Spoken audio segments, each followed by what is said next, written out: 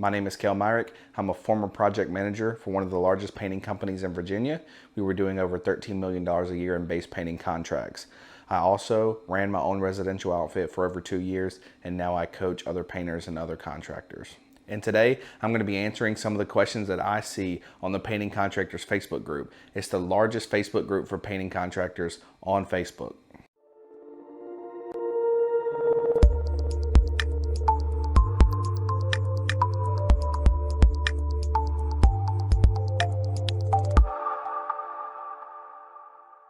So the first question I see, do you prefer to be the first or last quote, and why? Okay, so in my opinion, it doesn't matter if I'm the first quote, if I'm the second quote, third quote, last quote, it doesn't matter. As long as I connect to the client on a small world problem, a small world issue, a small world connection, whatever you want to call it. If they have pets, I talk about dogs, right? My love for dogs, my love for cats, hamsters, whatever they have. I talk about my pets. If they have kids, I talk about my kids. Oh, you have a 5-year-old? Oh, I have a 6-year-old. Is yours in t-ball? Yeah, mine's in football. Mine plays basketball. Things like that. Oh, you have a daughter in college. Where does she go to? Oh, this is my favorite college sports team. Sports team. As long as I can relate to that client on a small world issue or a small world, connection, then it doesn't matter. People want to do business with people they know, they like, or they trust, right? So if you can connect to them on that small world problem, then they will trust you more. They don't want to leave somebody in their home who they think they can't trust. They want to feel like a friend is doing the bidding. They want to feel like a friend is being left in their home. Your quality of work matters. Your price matters to some extent. Not very much, I don't think. Your price matters as far as a service-based business goes, right? But as long as you're connecting to people, as long as you can get them to trust you and like you within the bidding process, it doesn't matter when you give the quote. I've literally had people stop me and tell me, okay, I have 3 more quotes to get after you. I'm calling, I'm canceling the quote. We found our guy. And they didn't even know my price yet. I hadn't even went home to type it up and send them a proposal. But they told me they would go with me regardless of what the number was. Question 2. For a $4,000 painting job, what do you collect up front? And what method of payment do you normally push for? Do people freak out if you start to ask for $3,500 of it in cash? As far as payment method goes, that should be the client's choice. If I go to a store and they say, hey, you can't pay cash, you can't pay credit card, debit card, you have to pay with a check.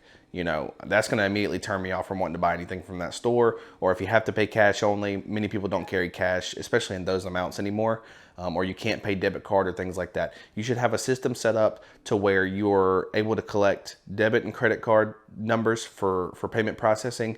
You're able to take cash if you want to and legally record it. And then you're able to take check. I took a lot of checks. A lot of people like paying with checks. It was very convenient, very easy. Pull out the checkbook, write a couple of words on a piece of paper, boom, payment done. But yes, I would not want to push for a certain payment method, right? Like I would never go to a client and say, I need you to pay this in cash, because that just makes me look less reputable, less professional. People start getting skeptical. Am I committing tax evasion, tax fraud, whatever you want to call it, right? Am I going to try to avoid paying the taxes on that money?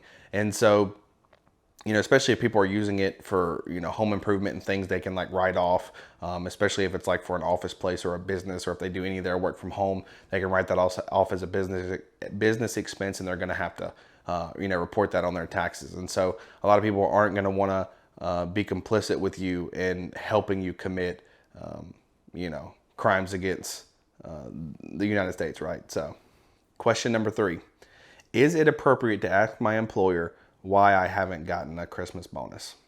Okay, so this one may get a little awkward. Depends on the relationship between you and your employer, right? As somebody who's had to hire and fire people, unfortunately, it's just part of the business.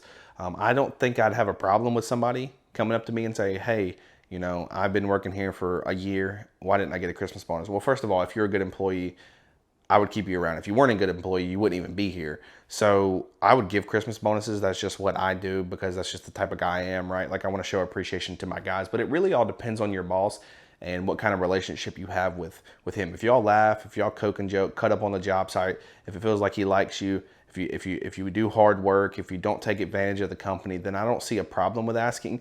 But just be careful how you approach the situation, because a lot of people get really weird when it comes to asking about money, right? Like That puts a lot of pressure on people. A lot of people, especially in this business, are really finicky when it comes to stuff like that. They may be your friends one moment, you start asking about money, and then it just changes the whole dynamic of the situation, and your relationship may never be the same again. So if you're not prepared for the honest answer, I wouldn't ask. But if you do have a good relationship and say, hey, why didn't you give me a Christmas bonus this year? We got one last year, or maybe it's your first year working for the company.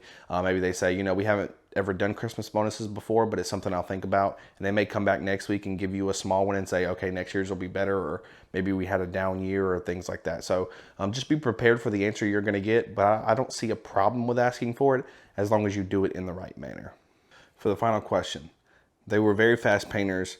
Does anybody know how to clean a wood floor? So for a situation like this, just hire a professional cleaning company, right? Pay somebody to come in and get all that paint up, because that is awful. And I feel like my time is worth more than getting on my hands and knees and with a rag and some alcohol and scraping that up. And depending on what type of floor you're looking at, these chemicals, these solvent-based products that get paint up could mess up the floor. So I would just hire a professional. That way you're doing the work under their license, their insurance. If they mess something up, they will have to pay for it. But that's a pretty gnarly spill. But for those who don't have quite as bad of a spill in their house, if it's water-based paint, you're going to want to get it up with some type of rubbing alcohol, denatured alcohol, things like that. If it's a oil-based product, you need some thinner. If it's a lacquer, you need some lacquer thinner. Mineral spirits will work for oil base as well. Some people call it different things, but that's what it is. So for this situation though, I would definitely hire a professional to get it done. You want to make sure you fall under the umbrella of their insurance in the event that the floor does get messed up. The client wants to keep the floor. Now the client wants to sue you, where you can actually just pursue the insurance carrier of the floor company that did it and say, hey, they're the ones that screwed it up. You guys need to pay for it, or something needs to be done to remedy the situation. So I hope you guys enjoyed this video series. It's a little different than what I normally do, but I see so many questions on the Painting Contractors Facebook group every single day that I feel like I can't answer them all, and this gives me an outlet to answer them. I itch and I die inside to comment on all these posts, but then you got people that want to argue, and you got people that call you names and stuff on the internet. But feel free to do that here in my comment section if that's how you feel. But I hope you guys enjoyed this format. Leave me a comment. Let me know what you thought. Thumbs up the video, share it with somebody if you thought it was funny or informational. Subscribe to the channel. I got a lot of new stuff coming out soon, and looking forward to showing you guys that. So hope you guys have a great week.